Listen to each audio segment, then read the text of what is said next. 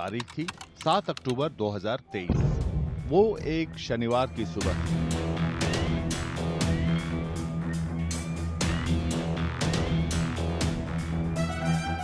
Israel की सामान्य सुबह 1948 के बाद सबसे दर्दनाक सुबह बन गई।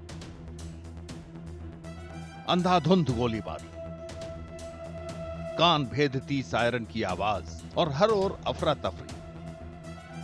सीमा पार से आए हमास के लड़ाके कहर बरपा रहे थे। एक कार्यक्रम संगीत का था। देखते ही देखते वहां मोटानगी छा गई। सूरज ढलते ढलते 1000 से ज्यादा इजरायली अपनी जान गंवा चुके थे। करीब 250 बंधक बन चुके थे। इजराइल की मौजूदा पीढ़ी ने इतनी तबाही कभी नहीं देखी थी। गाजा के फिलिस्तीनियों के लिए एक ऐसी जंग शुरू हो चुकी थी जो आज तक चल रही है। Hamas did in a way throw a big surprise. Hamas surprised not with its rockets, because Hamas has been fighting the Israeli army and the occupation forces through those rockets for decades, almost 2 decades. But this time Hamas could get into a large part of south of Israel, kill people in their homes, picked up, people, abducted them, and that death of more than 1,000 people in one morning, in a very short span of time. I was in Israel, and I knew some of the university people of the Ben Gurion University who didn't survive this conflict. Who didn't survive the day. Israel was formed largely with the support of the Western countries. There was opposition to this massive movement of the Jewish communities into Palestine. There was a certain military opposition to the Israelis. This military opposition was grossly inadequate, served no useful purpose, and Israel was able to proclaim that a state was legally formed in 1948. So since then, you had the war of 1967, when Israel further expanded its territorial control and occupied West Bank, Gaza, and East Jerusalem. Israel declared that East Jerusalem and West Jerusalem were now the united and eternal capital of Israel, though this is not allowed under international law. Israel has also occupied West Bank and Gaza. Israel ने Hamas के हमले का फौरन जवाब दिया। लड़ाकू विमानों की गर्जना से गाजा थर्रा उठ, टैंक तेज रफ्तार से सीमा की ओर बढ़ने लगे।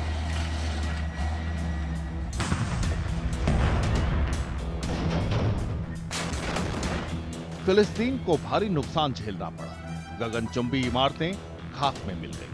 अस्पतालों में तिल धरने की भी जगह नहीं बची। लोग जान बचाने के लिए भागना चाह रहे थे, लेकिन जाएं कहां समझ नहीं पा रहे थे। अब 2 साल बीत चुके हैं। अब तक हजारों लोग मारे जा चुके हैं। इनमें ज्यादातर महिलाएं और बच्चे हैं। Yes, I have a lot of friends who were killed during this war. Among them was Ahmad al-Masri, who was calling me on December 6th, 2023. And during the call, we were discussing how to end the war. It should be ended very soon. And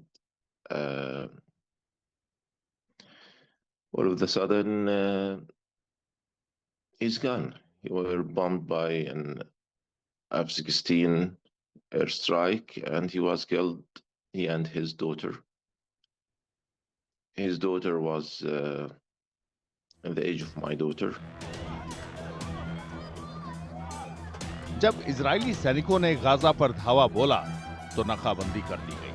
फिर तो खाना, दवा, ईंधन, हर चीज की किल्लत हो गई।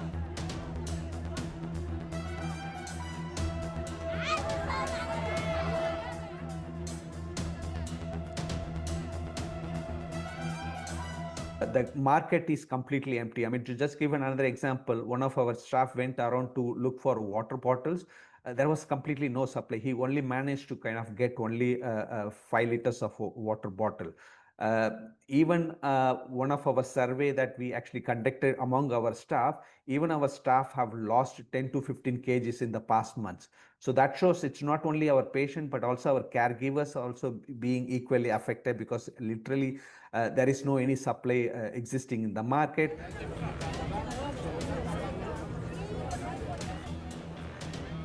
बंधकों का घाव अब तक हरा है। कई लोग आज तक घर नहीं लौटे हैं।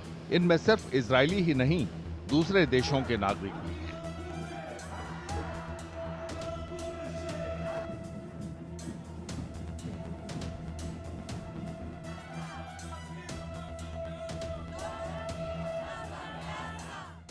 There's a story of a Nepalese boy, Bipin Joshi, whose mother and sister just went to Israel a month back. And this boy was a student of agricultural science in Israel, and on October 7th he was abducted. So I think it's really a very complex political situation.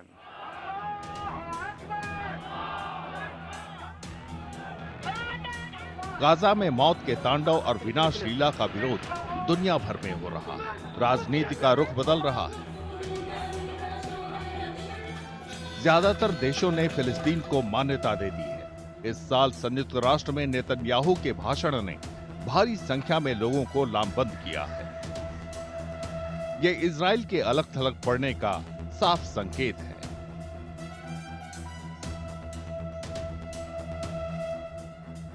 I think Israel has certainly erred on this notion that everything is fair in a war. That's not the world today. So they thought the world will not care. But I think world cares in its own poor or complicated manner. And now Israel is really in a very difficult position when it comes to the public opinion across the world, when it comes to the non-state agencies working in international forums, and when it comes to many of the sports, culture, even academic boycotts. It's difficult. 2 साल में Gaza खंडहर बन चुका है। अब Trump की शांति योजना का दावा है कि इससे लंबे समय तक अमन बना रहेगा। This afternoon, after extensive consultation with our friends and partners throughout the region, I'm formally releasing our principles for peace, which people have really liked, I must say. If accepted by Hamas, this proposal calls for the release of all remaining hostages. Under the plan, Arab and Muslim countries have committed and in writing to demilitarize Gaza, decommission the military capabilities of Hamas. All parties will agree on a timeline for Israeli forces to withdraw in phases. They'll be withdrawing in phases. I support your plan to end the war in Gaza, which achieves our war aims. It will bring back to Israel all our hostages, dismantle Hamas's military capabilities, end its political rule, and ensure that Gaza never again poses a threat to Israel. हालांकि Hamas ने Trump की शांति योजना को आंशिक रूप से स्वीकार कर लिया है। गाजा में रहने वाले तो अब भी सतर्क हैं।